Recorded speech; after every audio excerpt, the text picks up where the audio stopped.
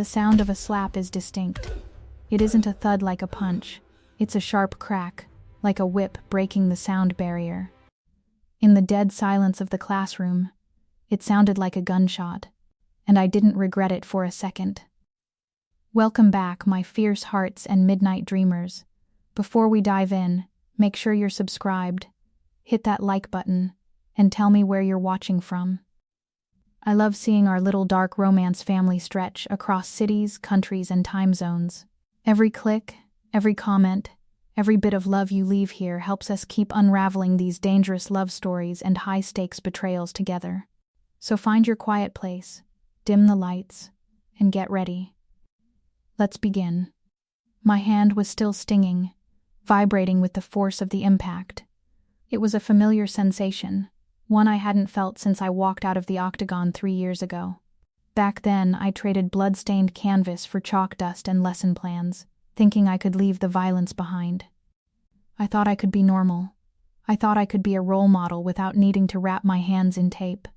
But some people just beg to be hit. Mrs. Choi, the headmistress of Silverleaf Academy, stumbled back, her hand flying to her cheek. Her eyes were wide, bulging with a mixture of shock and incandescent rage. She wasn't used to resistance. She was used to fearful children and fawning parents who paid tuition that cost more than my rent for a decade. She was a tyrant in a tweed blazer, and for the last 10 minutes she had been tormenting a child who couldn't defend herself. I looked down at Hannah. The little girl was frozen in her chair, her tiny legs dangling, not touching the floor. She was 6 years old, with straight black hair cut into a severe bob that hid her face. She hadn't made a sound. Not when Mrs. Choi screamed at her to read the passage aloud. Not when the class giggled. And not even when Mrs. Choi had grabbed her thin arm, digging perfectly manicured red talons into the soft flesh until the skin broke. That was the moment the switch flipped. I didn't think. I didn't calculate the fact that I was just a substitute teacher on day 3 of a 2-week assignment. I didn't worry about my resume or the Board of Education. I saw a bully. I saw a predator cornering prey. My body moved before my brain caught up. I had crossed the room in 2 strides, my weight shifting seamlessly, balance perfect. I didn't shove her. I didn't yell. I delivered a crisp, open-palmed strike that sent her staggering into the whiteboard tray. Markers clattered to the floor. You, animal. Mrs. Choi shrieked, her voice cracking. A bright red handprint was already blooming on her pale, powdered skin. Do you know who I am? I will have you arrested. I will have you thrown in the street. I stepped between her and Hannah, shielding the girl with my body. I didn't adopt a fighting stance, not explicitly, but I settled into my hips, hands loose at my sides, ready to snap up if she lunged. Touch her again, I said, my voice terrifyingly calm, even to my own ears. Touch her again, and I won't use an open hand. I'll break the wrist. The classroom of 20 elite 6-year-olds was breathless. They stared at me like I had just grown horns. Get out. Mrs. Choi screamed, pointing a shaking finger at the door. Get out of my school immediately. I'm calling the police. Call them, I challenged. I'll show them the bruises you just put on a 6-year-old's arm. She is mute. She is defiant. She refuses to learn. Mrs. Choi spat, stepping forward, her anger overriding her self-preservation. She raised her hand as if to strike me back. I watched the movement in slow motion. Her mechanics were terrible. Telegraphed. Slow. I could have slipped the slap, hooked her liver, and put her to sleep before she hit the floor. I braced myself, ready to dismantle the headmistress of Seoul's most prestigious elementary school. But the door didn't just open.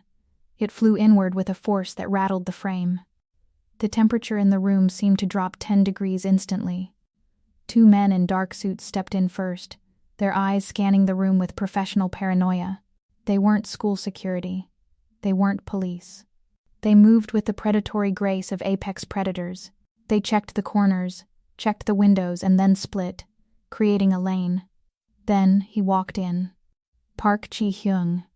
I knew the face, of course. Everyone in the city knew the face. though usually it was seen on the news in connection to urban development or shipping logistics. The tabloids called him the Prince of Seoul. The streets called him the Shadow King. He was tall, wearing a charcoal three-piece suit that fit his broad shoulders so perfectly it had to be bespoke. His hair was swept back, severe and dark, highlighting cheekbones that looked like they were carved from granite.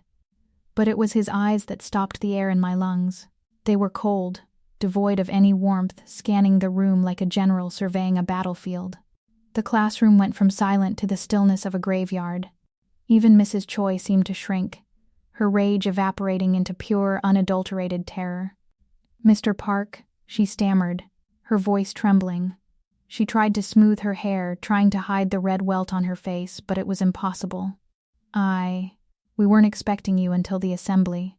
Chi-Hyung didn't look at her. He didn't look at me. He walked straight to the little desk where Hannah sat. He crouched down, ignoring the crease in his expensive trousers. He looked at his daughter. Hannah didn't look up. She was trembling, staring at her knees. He gently took her arm, the same arm Mrs. Choi had grabbed. He pulled up the sleeve of her uniform blazer. 4 crescent-shaped indentations, angry and red, marred the skin. One was bleeding slightly. The air in the room grew heavy, suffocating. Chi-Hyung stared at the marks for a long moment. A muscle in his jaw ticked. Just once. It was the only sign of emotion he showed, but it was enough to make the hairs on the back of my neck stand up. That wasn't annoyance. That was lethal intent. He stood up slowly, towering over the room. He turned to Mrs. Choi. "Explain," he said. The word was soft, but it carried more weight than Mrs. Choi's screaming ever could. She wouldn't read, Mr. Park." Mrs. Choi babbled, sweat breaking out on her forehead. "I was simply trying to encourage discipline. The child is stubborn. She needs a firm hand. And then this woman," she pointed a shaking finger at me. "This substitute maniac assaulted me. In front of the children." She struck me across the face. Mrs. Choi seemed to gain a little confidence, sensing a way to deflect the blame. "It was barbaric. I was disciplining your daughter for her own good, and this woman attacked me. She is violent, dangerous. I was just about to call the authorities." Chi-Hyung turned his head slowly. His dark eyes landed on me. I didn't flinch. I didn't look down. In the ring, looking away is how you get knocked out. I held his gaze, chin up, shoulders back. I let him see exactly who I was. I wasn't a teacher in a cardigan. I was the fighter who had defended the weak. He looked me up and down, analyzing me. He noted my stance, feet shoulder-width apart, weight balanced. He saw the tension in my forearms. He saw the lack of fear. Most people crumbled under his gaze. I just glared back. He took a step toward me. The bodyguards tensed, hands drifting toward their jackets. "You hit her?" Chi-Hyung asked. His voice was a low baritone, smooth like whiskey poured over razor blades. "She was hurting the girl," I said, my voice steady. I stopped it. "She is the headmistress," he noted, tilting his head slightly. "She's a bully," I corrected. "And I don't care who she is. If she touches the kid again, I'll put her through the wall." Mrs. Choi gasped. See. She threatens violence in your presence. Officer, arrest her." Chi-Hyung ignored the woman entirely. He stepped closer to me, invading my personal space. He smelled of expensive cologne, tobacco, and rain. He was close enough that I could see the flecks of gold in his obsidian eyes. He looked at my hand, then at the bright red handprint blazing on Mrs. Choi's cheek. It was a perfect imprint. He looked back at me. There was no anger in his face. The coldness had shifted into something else. Curiosity? Calculation? He looked at Mrs. Choi, who was trembling with indignation, waiting for him to unleash his wrath on me. Then he looked back at me, his eyes locking onto mine with an intensity that made my heart hammer against my ribs. "Do it again." "I'm not a dog," I said, my voice flat. "And I don't perform on command." Mrs. Choi flinched, expecting the blow, her eyes squeezed shut.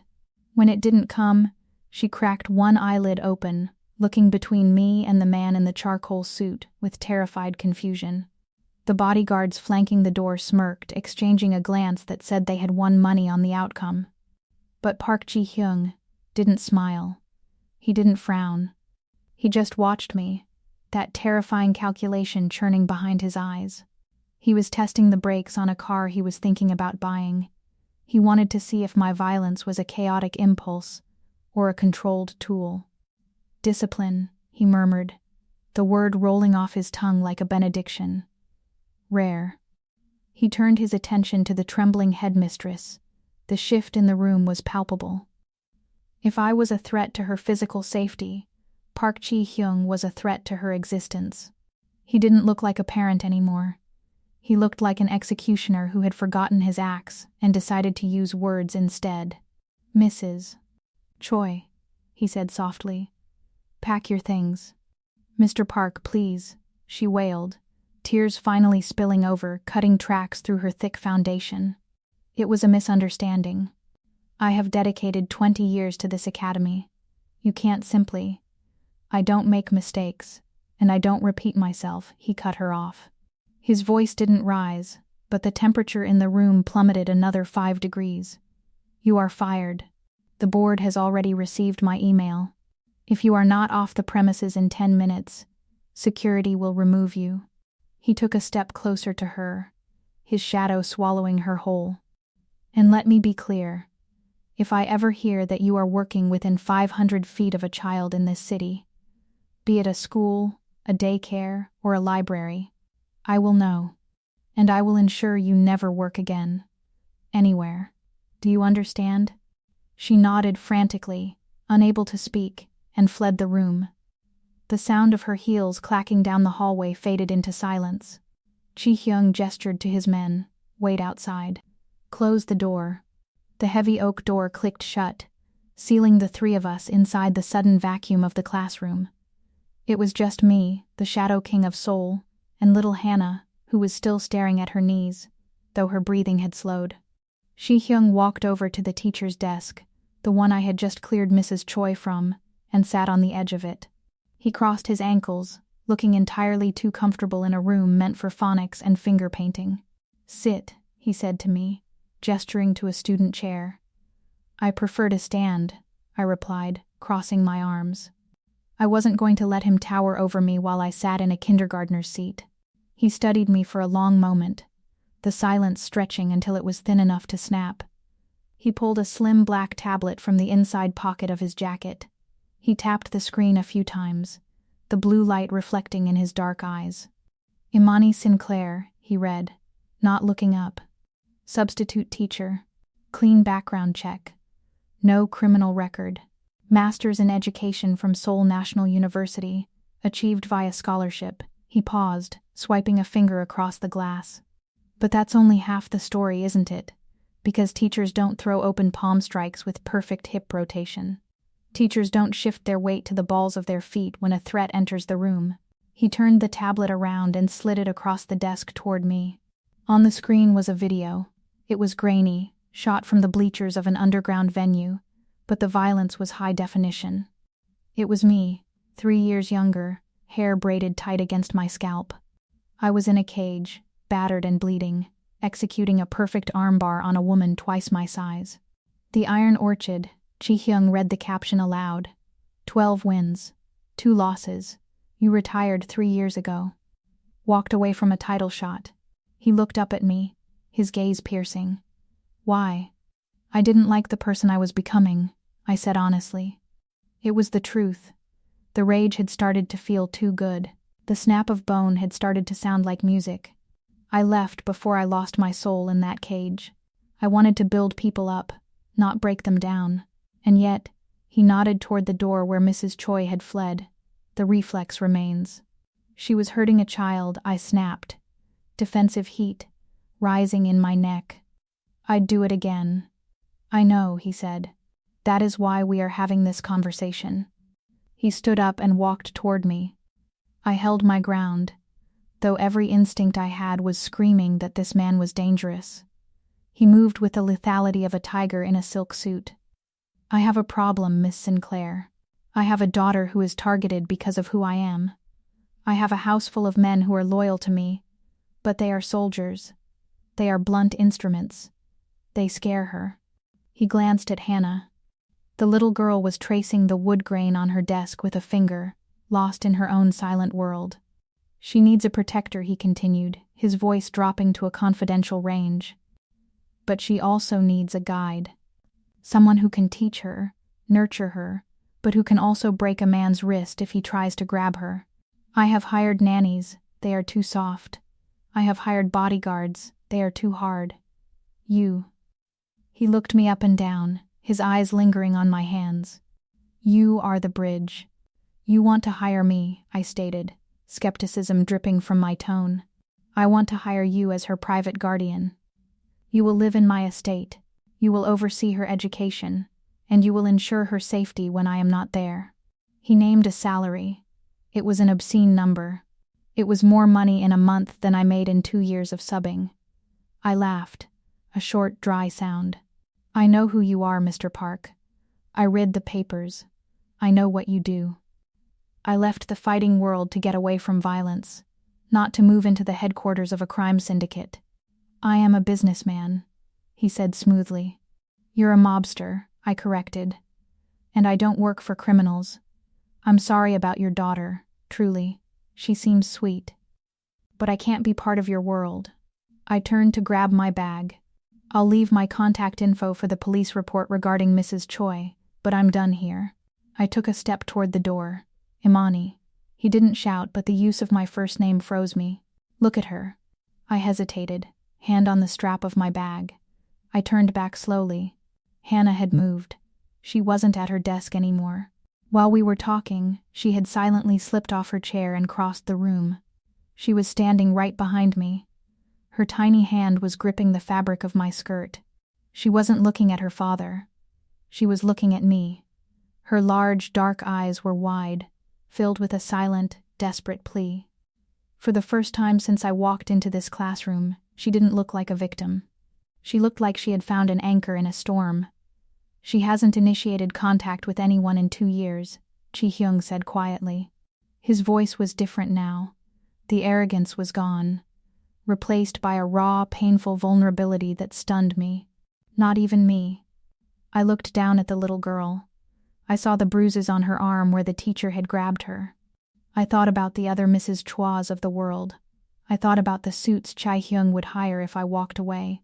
Men who would treat her like a package to be delivered, not a child to be loved. I felt the old fighter in me waking up. Not the one who fought for money or glory. The one who fought because she refused to let the bullies win. I let out a long, defeated sigh.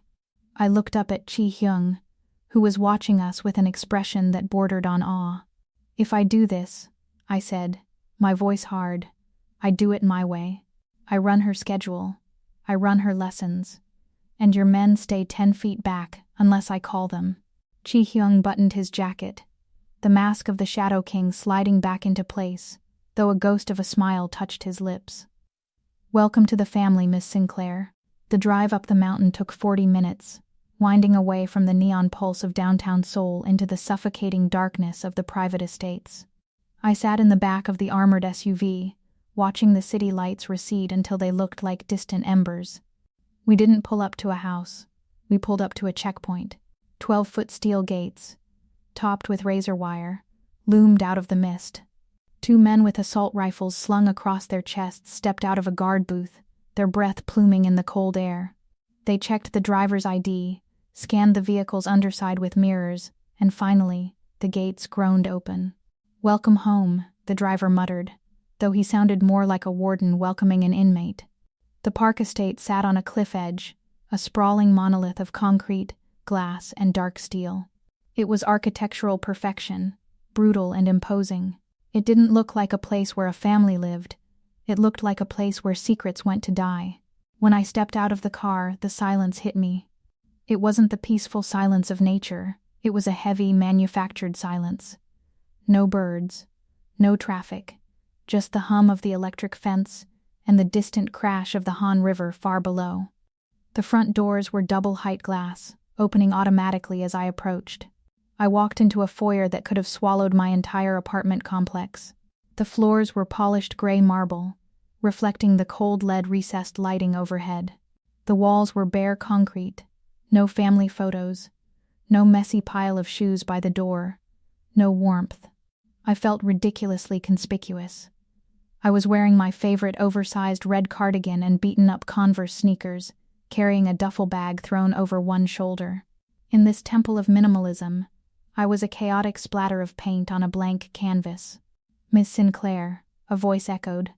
I turned to see an older woman in a severe black uniform standing by a sweeping staircase. "I am the house manager. I will show you to your quarters." She didn't offer to take my bag. She didn't smile. She just turned and walked, her footsteps clicking rhythmically on the stone. I followed her deeper into the belly of the beast. My room was on the second floor, down a hallway that seemed to stretch for miles. She opened the door and stepped back. "Dinner is served at 7 sharp. Mr. Park does not tolerate tardiness. Hannah's room is 2 doors down on the right. Good evening." She left before I could even say thank you. I stepped inside. The room was beautiful, in the way a hotel room is beautiful. A king-sized bed with white linens, a sleek desk, a view of the dark forest pressing against the perimeter wall. But it was sterile. There was no dust, no scent of life. I threw my duffel bag on the bed, the thud the only real sound I'd heard in 10 minutes. I unpacked quickly. My boxing gloves went on the shelf. My sketch pads went on the desk. I paced the room, the fighter in me restless. I felt trapped.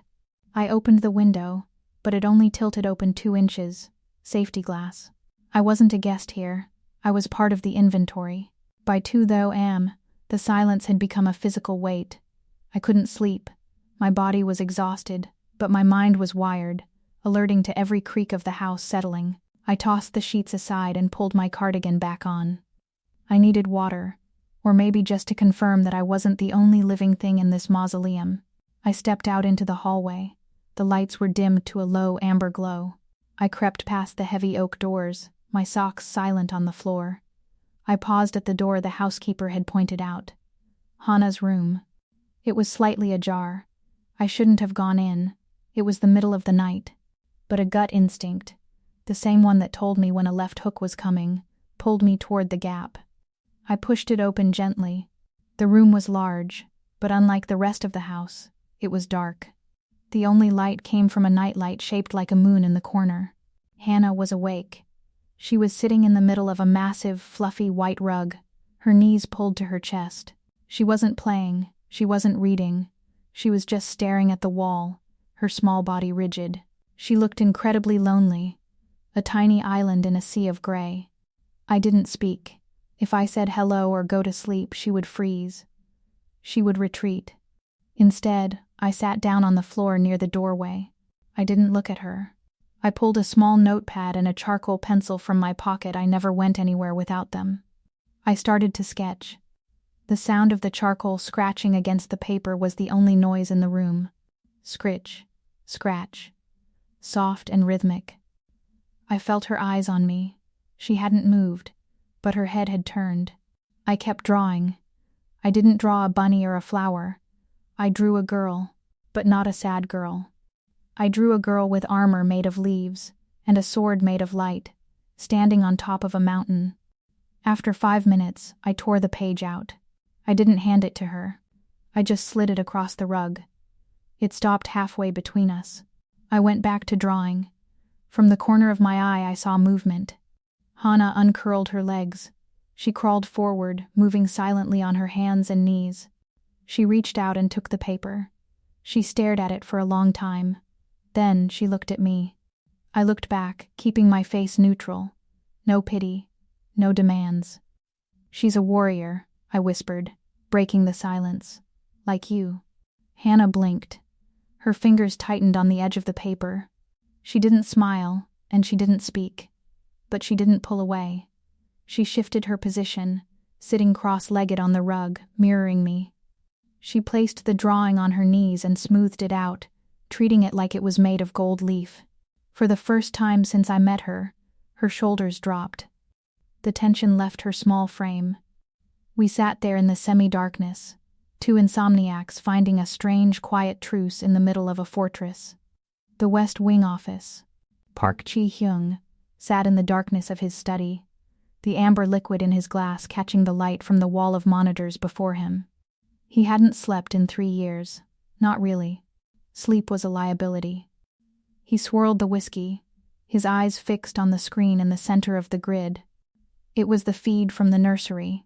He had installed it after the first kidnapping attempt, and now it was his nightly torment.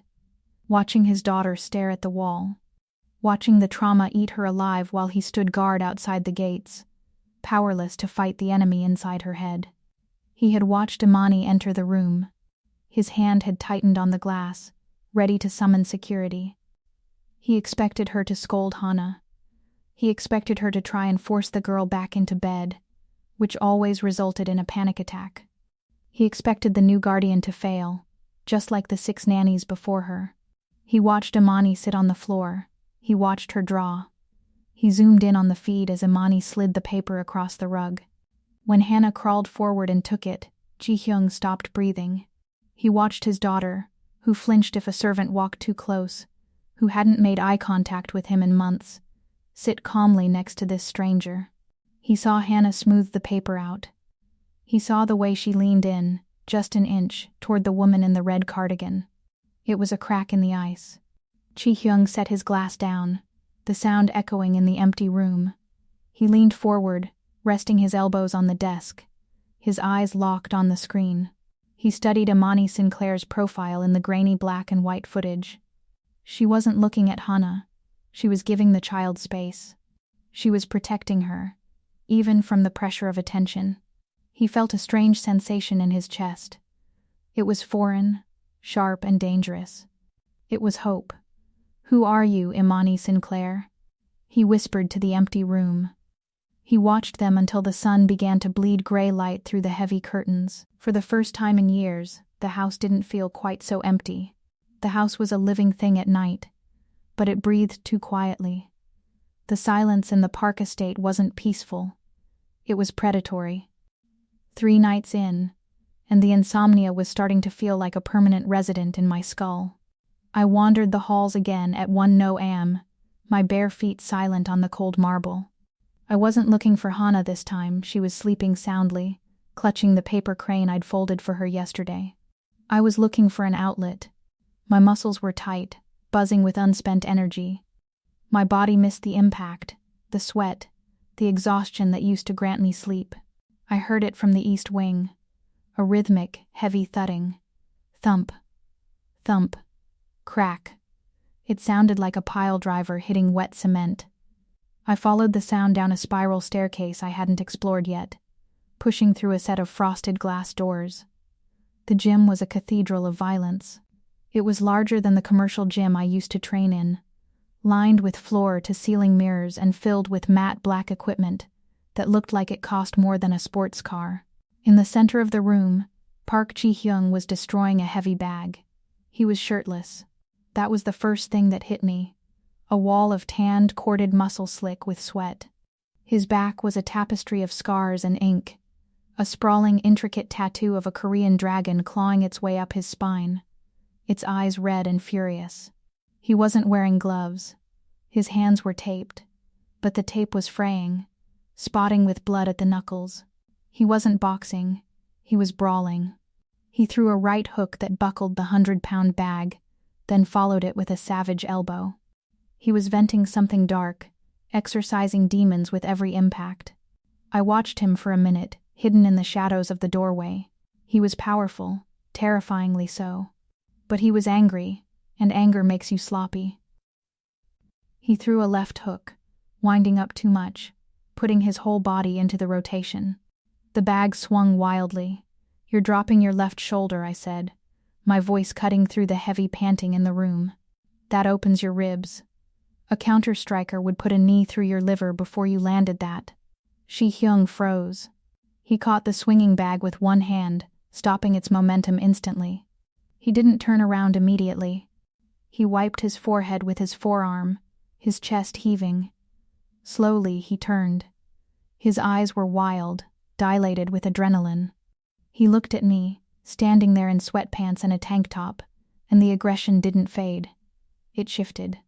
"You're awake," he said, his voice a rough growl.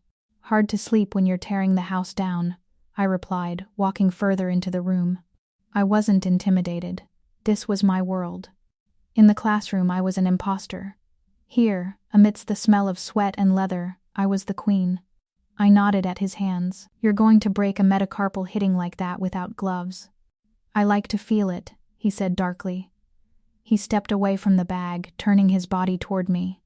He raised his hands slightly, palms open. "You think my form is sloppy?"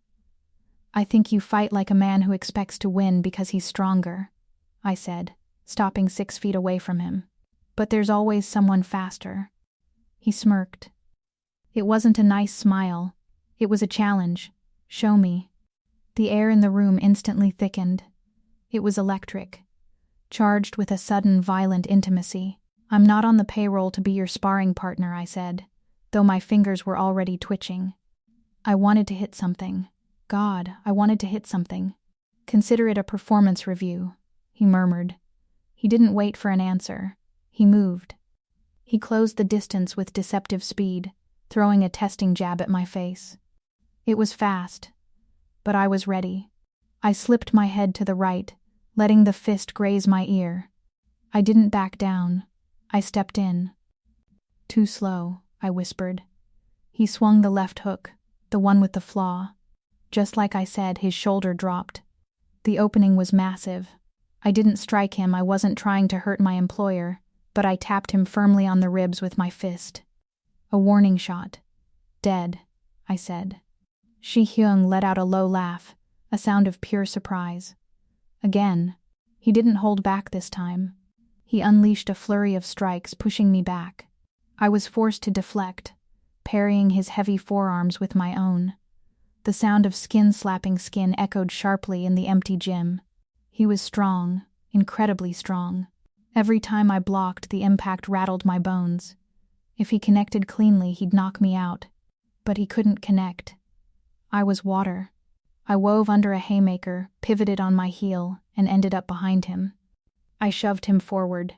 He spun around, his eyes blazing. He was enjoying this. The brooding, cold Shadow King was gone. In his place was a warrior meeting his match. "Stop holding back, Imani," he commanded, breathing hard. "Fight me. You sure? Come on." He lunged. This time, I didn't slip. I met his force. I ducked under his guard, wrapping my arms around his waist. I used his forward momentum against him, twisting my hips and executing a perfect judo reap. The world flipped. We hit the mat hard. He landed on his back with a thud that knocked the wind out of him, and I followed him down, moving instantly into a full mount. I pinned his wrists to the mat above his head, my knees squeezing his ribs to lock him in place.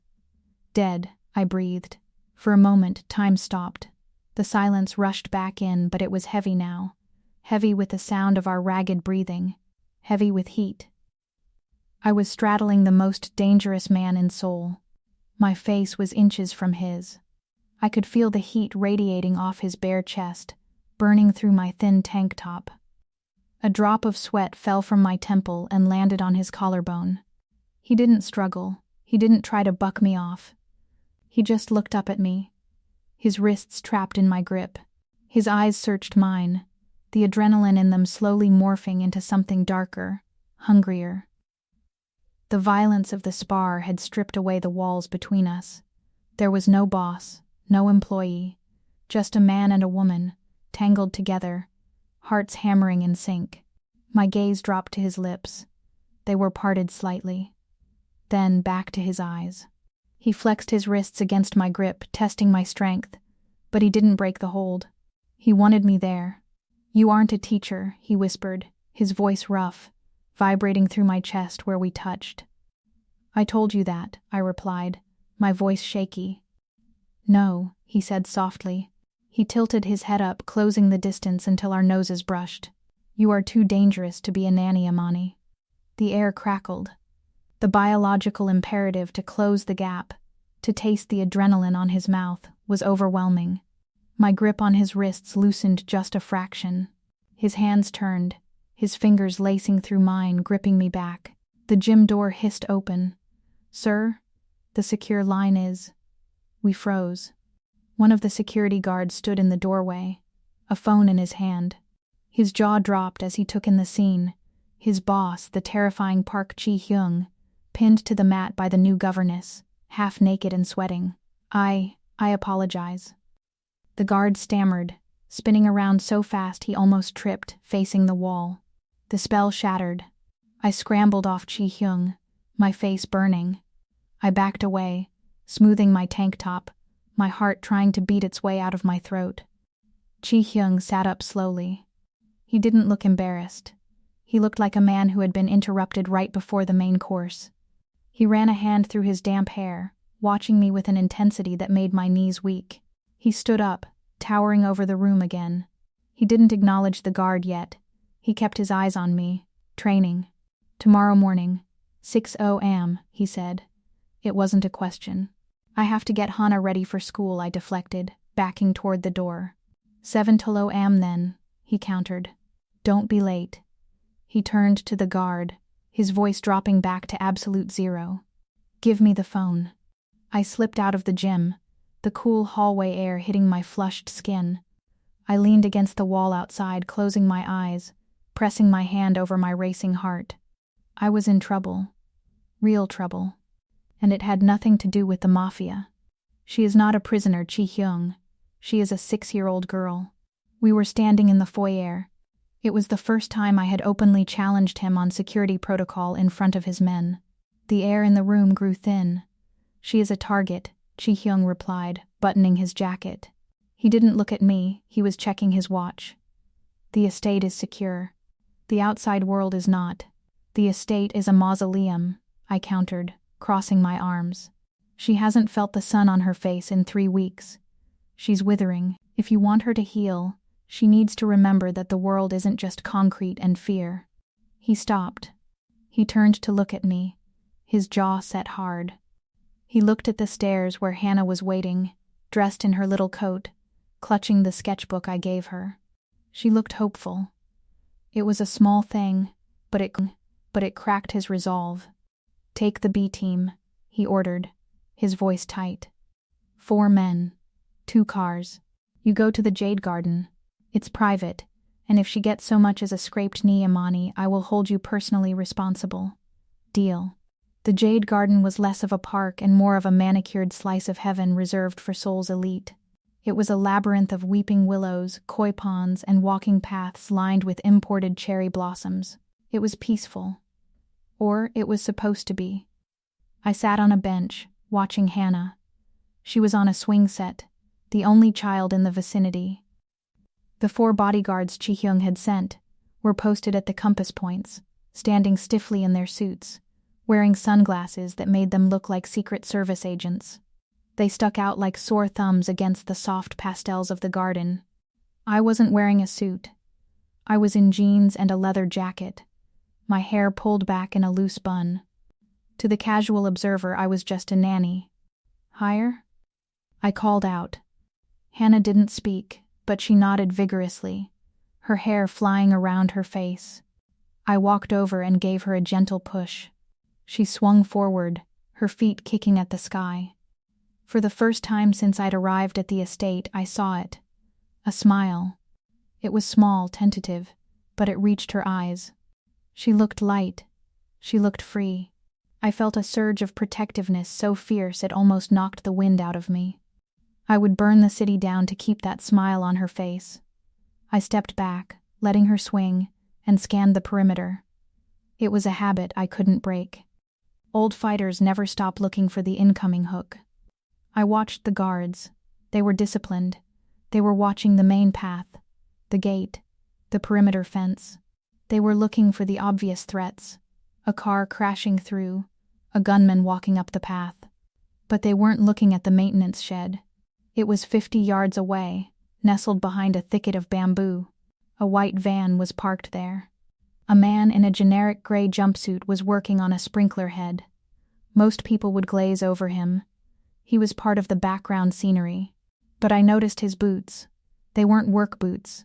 They were tactical combat boots, laced tight for ankle support. And he wasn't looking at the sprinkler.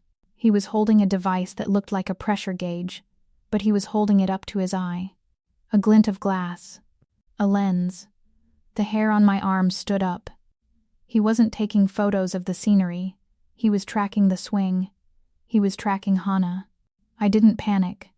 Panic attracts attention. I checked the nearest bodyguard, Min-jun. He was looking the other way, scanning the entrance.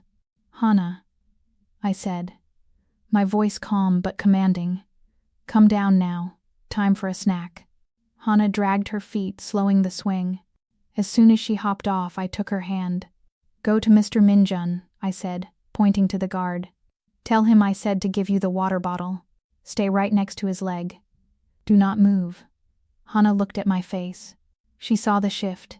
The playful Imani was gone. The Iron Orchid was back. She nodded and ran to the guard. I turned and walked toward the bamboo thicket.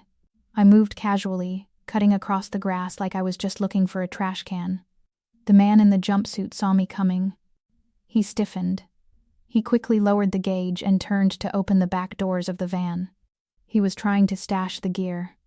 I closed the last 20 feet in a sprint. He heard the grass crunch and spun around, reaching into his waistband. Too late. I didn't throw a punch. I grabbed his wrist, the one reaching for the weapon, and twisted it outward while stepping into his personal space. I drove my shoulder into his chest, disrupting his balance, and used the torque on his wrist to spin him around. He grunted, his knees buckling.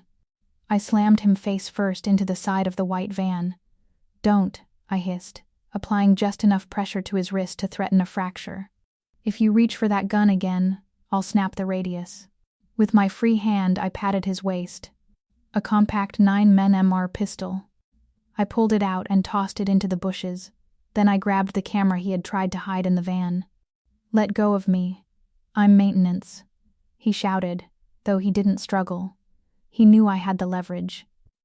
"Maintenance guys don't carry heat," I said. "And they don't wear $300 tactical boots." I keyed the radio piece I had been given. "Min-jun, secure the girl. We have a situation in the north sector." The man tried to headbutt me backward, a desperate move. I sidestepped, let go of his wrist, and kicked the back of his knee. He collapsed. I drove my knee into his lower back, pinning him to the earth. I scrolled through the digital display on the camera. Click. The front gate of the Park estate. Click. Chi-Hyung entering his car. Click. Hana on the swing, zoomed in so close I could see the fear in her eyes from 3 minutes ago. Click. A shot of me. This wasn't paparazzi. This was a hit list. The bodyguards arrived a second later, guns drawn, swarming the area. They looked at the man pinned under my knee, then at the gun in the bushes, then at me. Min-jun looked pale. He had been 20 feet away and hadn't seen a thing. "Bag him," I said, standing up and brushing the grass off my jeans. I held up the camera. "And get us home." Now, the office was dead silent. Chi-Hyung stood behind his desk. He had the camera in his hand. He had been looking at the photos for 5 minutes. The 4 bodyguards, including Min-jun, stood in a line, heads bowed. They looked like men awaiting execution. "You missed a shooter," Chi-Hyung said. His voice was terrifyingly soft. "You were watching the gate, and you let a man with a gun and a telephoto lens get within 50 yards of my daughter." "Sir?" He was disguised. Min-jun started. Crash. Chi-Hyung swept a crystal decanter off his desk. It shattered against the wall. The guards flinched. The nanny saw him. Chi-Hyung roared, his composure finally cracking. "The woman I hired to teach her math saw him, while you were staring at the clouds." He took a deep breath, adjusting his cuffs. "Get out. You are all suspended pending retraining. If this happens again, you won't be fired. You will be buried." The men filed out, shamefaced. The door clicked shut. It was just us again. Chi-Hyung placed the camera down on the desk. He looked tired. He poured a drink from a different bottle, his hand shaking slightly, not from fear, but from the adrenaline of a father who almost lost everything. He looked up at me. I was standing by the window, watching the rain start to fall. You saved her life, he said. I did my job, I replied. No. He walked around the desk. He stopped in front of me. Your job was to keep her happy. Saving her life, that is my job. And I failed today. You didn't fail, I said, meeting his gaze. You can't see everything, Chi-Hyung. That's why you have a team. My team is blind, he muttered. He looked at me. Really looked at me. The sexual tension from the gym was gone, replaced by something heavier. Respect. Deep, terrified respect. How did you know? He asked. How did you spot him? He didn't fit the pattern, I said simply. And when you spend your life fighting, you learn that the thing that's going to hurt you is rarely the thing you're looking at.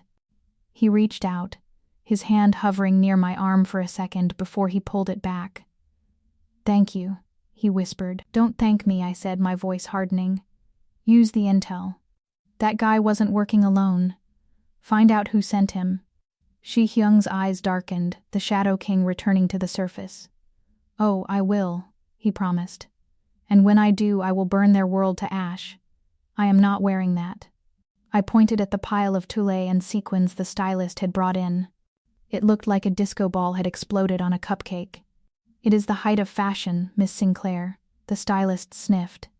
It's a fire hazard, I corrected. And I can't move in it. If I need to run or kick someone in the head, I'm going to trip and die. Get me something sleek. Something that moves like liquid. 2 hours later, I stood in front of the full-length mirror in the master suite. The dress was blood-red silk. It was backless, with a halter neck that showed off the definition in my shoulders. It skimmed my body like a second skin, pooling at my feet, but it had a thigh-high slit on the left side. It was elegant. It was screamingly expensive. But to me it was tactical gear. I lifted the hem of the dress. Strapped to my right thigh, vivid against my dark skin, was a slim Kydex holster. Inside rested a carbon fiber spike. It was non-metallic, razor-sharp, and completely invisible to metal detectors. I wasn't a date. I was a weapon wrapped in silk. The door opened. Park Chi-Hyung walked in. He was adjusting the cuffs of his tuxedo. He froze when he saw me. He didn't say a word. He just stopped, his hands dropping to his sides. His gaze started at the hem of the dress and traveled up, slow and deliberate, lingering on the curve of my waist, the bare expanse of my back, and finally, my eyes. For a man who usually looked at the world with bored detachment, the heat in his eyes was enough to scorch the room. Does it work? I asked, suddenly feeling self-conscious. He walked over to me, stopping inches away. He reached out and tucked a loose curl behind my ear. His fingers brushed my neck, sending a shiver down my spine. It works, he murmured. But I may have made a tactical error. What? I wanted you to blend in. Tonight no one is going to look at anyone else. The Seoul Charity Gala was held at the Grand Hyatt. It was a Shark Tank in black tie. As we stepped out of the limousine, the night exploded into white flashes. The paparazzi were a wall of noise, shouting names, demanding angles. Head up, Chi-Hyung whispered, offering me his arm. Don't look at the cameras. Look through them. I took his arm. His bicep was hard as rock beneath the velvet jacket. We moved as one unit, cutting through the crowd. I felt the stares. I heard the whispers. Who is she? Is she a model? Is she new money? She's with the Shadow King. Inside, the ballroom was a sea of diamonds and fake smiles. Waiters with champagne trays weaved through clusters of men who controlled half the GDP of South Korea. We hadn't been there 5 minutes when the shark circled. Park Chi-Hyung, a voice boomed.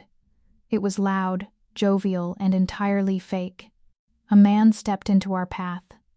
He was shorter than Chi-Hyung, wider, with slicked back hair and a suit that was too shiny.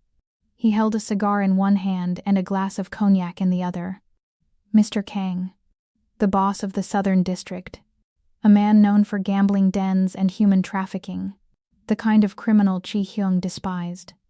Kang Chi-Hyung acknowledged, his voice cooling to absolute zero. I didn't think you'd show, Kang smirked, his eyes darting to me. He looked me up and down, not with admiration, but with a lecherous, appraising sneer. It made my skin crawl. And I see you brought entertainment, Kang chuckled, gesturing to me with his cigar. Very exotic. Did you fly her in? Or did you pick her up from that club in Itaewon? I hear they have excellent hourly rates. The air around us vanished.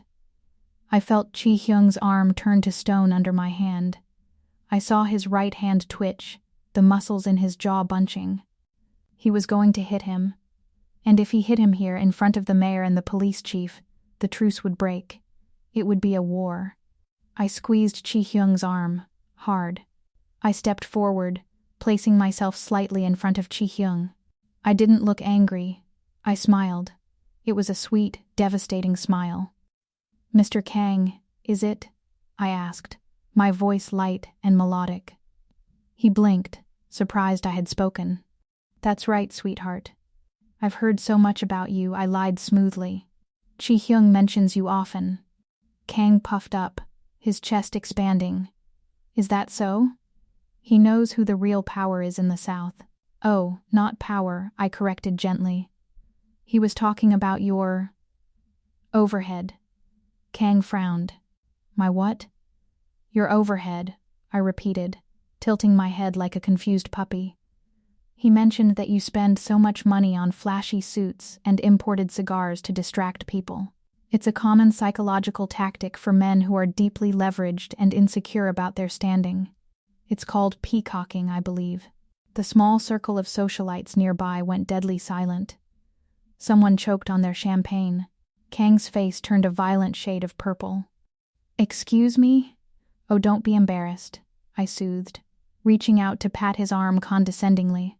It's very brave of you to show your face here when your organization is bleeding market share. Most men would hide. But you put on a shiny suit and pretend everything is fine. I admire that kind of delusion. I turned to Chi-Hyung, ignoring Kang completely. Darling, shall we get a drink? The air in this corner smells like desperation and cheap cologne. Chi-Hyung stared at me for a split second, his eyes wide. Then a genuine grin, rare and dangerous, broke across his face. Led the way, he said. We walked away, leaving Mr. Kang sputtering, red-faced and humiliated in the center of the room. The whispers behind us had changed. They weren't asking if I was a model anymore. They were laughing at Kang. Chi-Hyung steered me through the crowd and out onto the terrace balcony. He closed the glass doors, shutting out the noise of the party. The city of Seoul sprawled out below us, a glittering ocean of light. The winter air was crisp, biting at my bare skin, but I was running too hot to feel the cold. Chi-Hyung walked to the railing, leaning against it. He looked at me, shaking his head slowly. You are terrifying, he said. He was a bully, I shrugged, leaning next to him. Bullies hate the truth. I was going to break his jaw, Chi-Hyung admitted. I was 2 seconds away from causing an incident that would have cost me millions in bribes to fix. I know, I said. That's why I'm here. To protect the asset. The asset, he chuckled darkly. He turned his body toward me. The moonlight caught the sharp angles of his face, softening the harshness of the Shadow King. He reached out, his hand sliding around my waist, pulling me away from the railing and into his space. The movement was possessive, undeniable. You didn't just protect me, Imani. You owned the room. He looked down at me, his gaze dropping to my lips. The memory of the sparring session rushed back. The sweat, the proximity. But this was different. This wasn't adrenaline. This was admiration. I have spent my life surrounded by people who fear me, or people who want to use me. He whispered, his voice rough. I have never stood next to an equal. My breath hitched. Is that what I am? No, he said softly, leaning down until his lips were brushing against my ear. Tonight, you are my queen. I closed my eyes, the word vibrating through my bones. My queen. It was a dangerous title. In chess, the queen is the most powerful piece on the board. But she is also the first one the enemy tries to kill. Chi-Hyung, I breathed. turning my head to face him. We were inches apart. The kiss was inevitable. It was gravity, but before our lips could touch, my phone buzzed violently against my thigh, vibrating through the silk dress. I pulled back, breathless.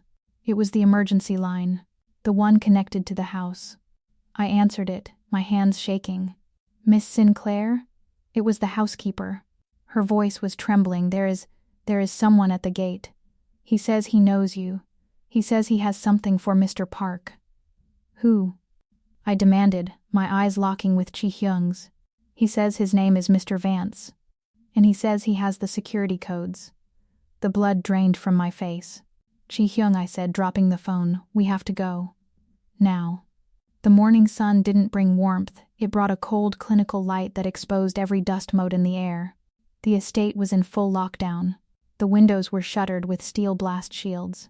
The grounds were swarming with men in tactical gear. We were in the war room, a sub-basement bunker lined with servers and monitors.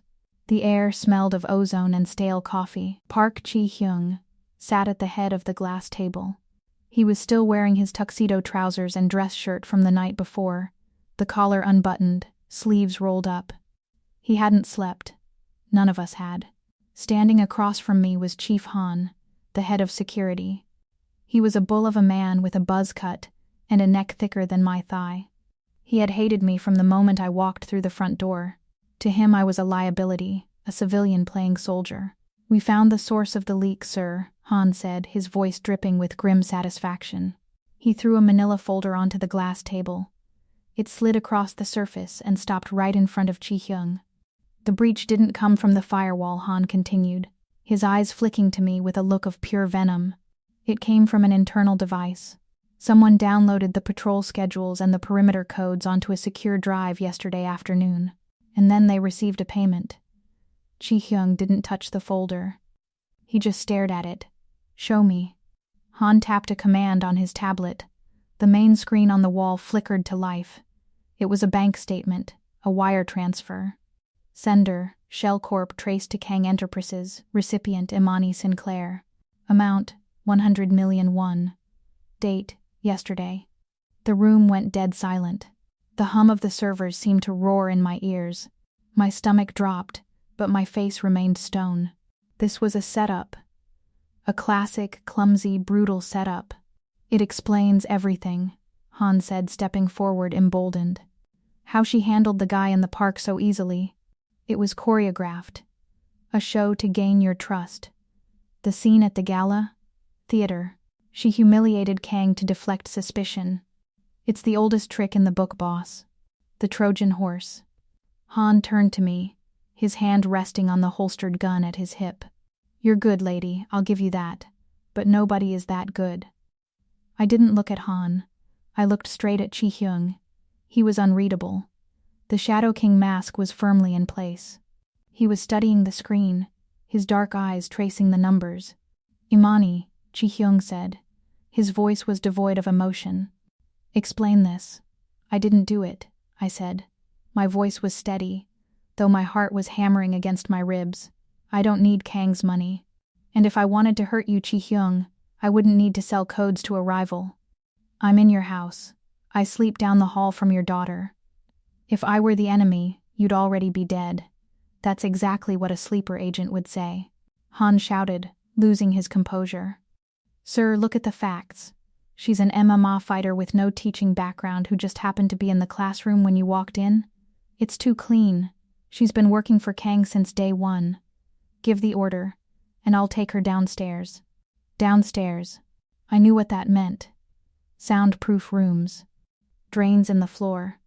I shifted my weight, widening my stance. If Han went for his gun, I would have to disarm him. There were 4 other guards in the room. I could take Han, maybe one other, but not all 5. I would die in this room. "Mrs. Choi," Chi-Hyung said suddenly. Han blinked. "Sir?" The teacher, Chi-Hyung murmured, finally looking up from the table. "The one you fired, Imani." "What about her?" Han asked, impatient. "We assumed she faded away," Chi-Hyung said, standing up. He walked slowly around the table. "But people like Mrs. Choi, they are petty, they are vindictive. and they are desperate. If she went to Kang, she could have given him the layout of the school. But the codes? The codes for this house? He stopped in front of me. He was close enough that I could smell the stale whiskey and expensive tobacco on him. He looked into my eyes. He was searching for a flinch, a micro-expression of guilt. I didn't blink. I held his gaze with the same ferocity I had in the ring. "See me," I begged silently. "See who I really am." "She humiliates Kang in public," Chi-Hyung said softly, almost to himself. "She saves Hana in the park. She sleeps on the floor of my daughter's room because Hana has nightmares. It's a cover." Han insisted, his hand tightening on his weapon. "Boss, you can't be sentimental. The evidence is right there." Chi-Hyung turned to look at Han. The look in his eyes was terrifying. It wasn't anger, it was disappointment. "You are a loyal dog, Han. But you are blind." Chi-Hyung picked up the folder. He held it up for everyone to see.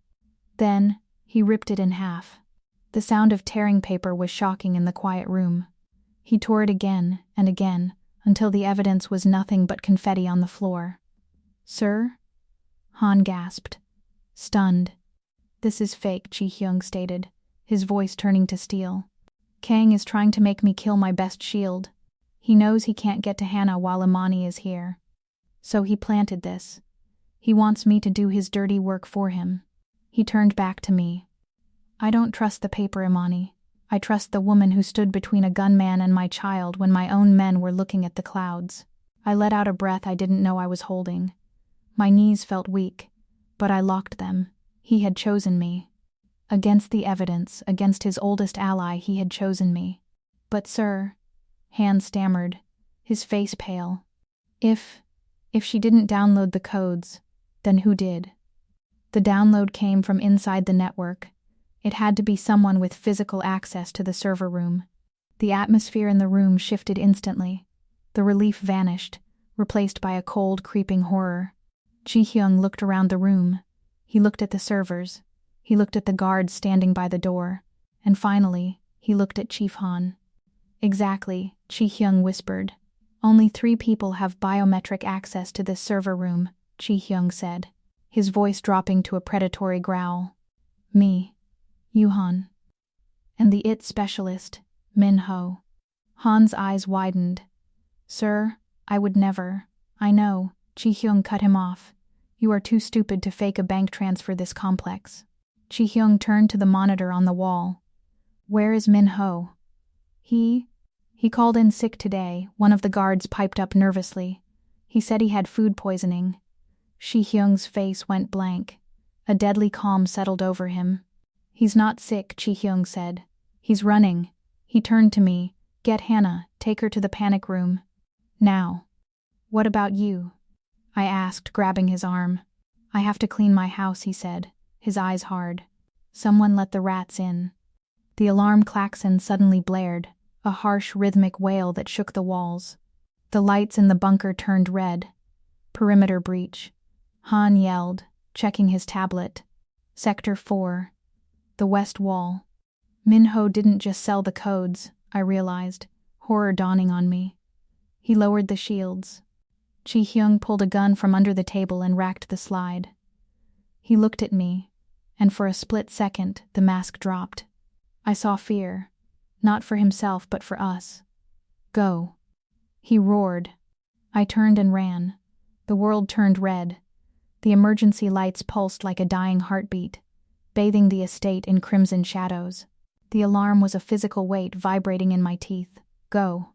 Chi-Hyung's roar was the last thing I heard as I sprinted for the stairs. I didn't look back. I didn't worry about the gunshots erupting in the foyer below. My mission was upstairs. My mission was Hana. I took the steps 3 at a time, my lungs burning. I wasn't a teacher anymore, I wasn't a nanny. I was the Iron Orchid, and the cage door had just locked. I reached the 2nd floor landing. A figure stepped out of the shadows at the end of the hall. Black tactical gear, balaclava, an MP5 submachine gun strapped to his chest. He wasn't a thief, he was a death squad. He raised the weapon. I didn't freeze. I didn't scream. I reacted. I grabbed a heavy marble bust from a pedestal to my right and hurled it. It was a desperate throw, but it was heavy. It smashed into the wall a foot from his head, showering him with plaster dust. He flinched. That was all I needed. I closed the 30 feet between us in a dead sprint. He tried to correct his aim, but I was already inside his guard. I slapped the barrel of the gun aside with my left hand, the hot metal searing my palm. My right hand drove upward, the heel of my palm connecting with his chin. Crack! His head snapped back. I didn't stop. I grabbed the strap of his rifle, yanked him down to knee height, and drove my shin into his temple. He dropped like a sack of cement. I didn't check if he was breathing. I grabbed the knife from his tactical vest, a serrated combat blade, and ran. Hana. I kicked open the door to the nursery. The room was empty. The bed was unmade. The window was shattered, glass littering the rug. Panic, cold and sharp, spiked in my chest. No. No, no, no. Hana. I hissed, checking the closet. Empty. Then I heard it. A tiny muffled whimper. I dropped to my stomach and looked under the bed. 2 terrified eyes stared back at me from the darkness. She was curled into a tight ball, her hands over her ears. Hey, I whispered, keeping my voice steady, though my blood was boiling. Come here, baby girl. Come to Imani. She shook her head, paralyzed. We are playing a game, I lied, reaching out my hand. We are playing the ninja game. You have to be quiet as a mouse. Can you do that for me? She hesitated, then crawled forward. I dragged her out, pulling her small body against my chest. She was trembling so hard her teeth chattered. I've got you, I promised into her hair. I've got you. We moved. I carried her, keeping her head tucked into my shoulder so she wouldn't see the man bleeding out in the hallway. I headed for the panic room in the master suite. I rounded the corner. Contact. 2nd floor. A voice shouted. 2 men were coming up the service stairs, blocking the path to the panic room. Their flashlights cut through the red gloom. I spun around, clutching Hana tight. We were cut off. I kicked open the nearest door, a guest suite, and threw us inside. I slammed the deadbolt home just as bullets chewed up the wood frame. Splinters rained down on us. Open the door. A voice shouted from the hall. A heavy boot slammed against the wood. It wouldn't hold long. I dragged Hana into the ensuite bathroom. It was marble, windowless, a kill box. Hana, listen to me, I said, gripping her shoulders. I put her in the bathtub. Lie down. Cover your ears. Close your eyes. Do not open them until I say my name. Do you understand? She nodded, tears streaming down her face. She curled up in the porcelain tub. I stood up and locked the bathroom door. It was flimsy. It wouldn't stop them. I needed a weapon. The knife I took was good, but it was short range. I needed reach. I needed a distraction. I looked at the vanity mirror. I grabbed a heavy glass lotion bottle and smashed the center of the mirror. Shards exploded into the sink. I picked up a long, jagged piece of glass, shaped like a spearhead. I wrapped a hand towel around the base to protect my grip. The bedroom door crashed open, heavy boots on the hardwood. Check the bathroom. Leave the woman. Take the kid. Take the kid. Something ancient and primal snapped inside my brain. The tactical calculation vanished, replaced by a white-hot need to destroy. I looked at the emergency light on the ceiling, the red lead casting the room in a bloody glow. I reached up and slashed the wire with the knife. The bathroom plunged into absolute pitch-black darkness. I unlocked the door, and I waited. The handle turned. The door creaked open. Flashlights. A voice commanded. A beam of white light cut into the darkness. It swept the room. It hit the shower curtain. Clear left, the first man said, stepping in. He didn't check the corner behind the door. I moved. I didn't make a sound. I stepped out of the shadow, the glass shank in my right hand, the combat knife in my left. I drove the glass shard into the gap between the first man's helmet and his shoulder armor. It sank deep into the trapezius muscle. He screamed, dropping his rifle. I spun him around, using him as a human shield as the second man fired blindly. The bullets hit his partner's vest with dull thuds. I shoved the wounded man into the shooter, knocking them both into the vanity. Bottles crashed. Men cursed. I was a ghost in the dark. I dropped low, sweeping the second man's legs with a roundhouse kick. He fell hard, his head cracking against the toilet bowl. I was on him instantly. I pressed the cold steel of the combat knife against his throat. "Stay down," I snarled, "or I take the head." He froze. The first man groaned, trying to reach for his sidearm. I stomped on his wrist, shattering the bone. He passed out from the pain. Silence returned to the bathroom, broken only by the ragged breathing of the men on the floor and my own heart hammering a war drum in my ears. I stood up, wiping sweat and blood from my eyes. The blood wasn't mine. I turned to the bathtub. "Hana?" I whispered, my voice cracking. A small head popped up. She opened her eyes. She saw the darkness. She saw the bodies on the floor. She saw me, standing over them with a knife and a shard of glass, chest heaving, covered in red splatter. I dropped the weapons. I fell to my knees by the tub. "Imani," I said. "It's Imani." She didn't scream. She scrambled out of the tub and threw herself into my arms, burying her face in my blood-stained shirt. I held her so tight I thought I might crush her. I glared at the door, daring anyone else to come through. "Let them come," I thought viciously. "I'll kill them all." The house smelled of cordite and copper. I had cleared the ground floor. My suit was ruined, stained with the blood of men who had made the mistake of thinking they could take my kingdom. But I didn't care about the kingdom. I cared about the tower. "Imani," I roared, sprinting up the main staircase, my weapon drawn. Silence answered me. When I reached the second-floor landing, I stopped. The hallway was a graveyard. But it wasn't the work of a firing squad. It was the work of a wild animal. One mercenary lay crumpled by a pedestal, his face caved in by a marble bust. Another was sprawled near the nursery door, his knee shattered, a combat knife missing from his vest. I stepped over them, my heart hammering a frantic rhythm against my ribs. I had hired Imani Sinclair because I saw a fighter in her eyes. I saw someone who could take a punch. But looking at the trail of bodies leading to the guest wing, I realized I hadn't hired a fighter. I had unleashed a Valkyrie. I followed the blood trail. It led to the guest suite. The door was kicked in. I raised my gun and stepped into the room. My world had narrowed down to the black circle of a rifle barrel. I was backed against the shattered vanity of the guest bedroom. My lungs were burning, each breath tasting of iron. Blood from a cut on my forehead was dripping into my left eye, stinging and blurring my vision. Behind me, huddled in the corner, was Hannah. In front of me, 5 feet away, stood the team leader. He was huge. He wasn't wearing a mask anymore. He had a scar running down his cheek, and he was smiling. He knew he had won. I still had the glass shard in my hand, but I was exhausted, and he had a carbine pointed at my chest. "End of the line, bitch," he sneered. "Let the girl go," I rasped, tightening my grip on the glass. "You want Park? He's downstairs. Leave the kid out of it." "The kid is the paycheck." He laughed. "Drop it." Chi-Hyung's voice thundered from the doorway. The team leader didn't turn. He knew exactly where Chi-Hyung was. He just shifted his weight, using me as a shield, keeping the rifle trained on my heart. "One step closer, Park and I paint the wall with her," the mercenary warned, his eyes locked on mine. I saw Chi-Hyung in my peripheral vision.